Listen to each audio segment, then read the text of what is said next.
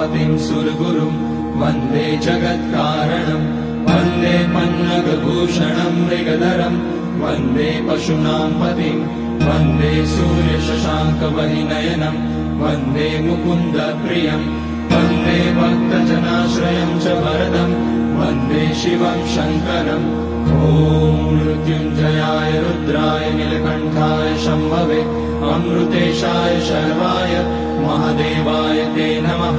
नमस्तेऽस्तु भगवन् विश्वेश्वराय महादेवाय त्र्यम्बकाय त्रिपुरान्तकाय त्रिकाग्निकालाय कालाग्निरुद्राय नीलकण्ठाय मृत्युञ्जयाय सर्वेश्वराय सदाशिवाय श्रीमान् महादेवाय नमः।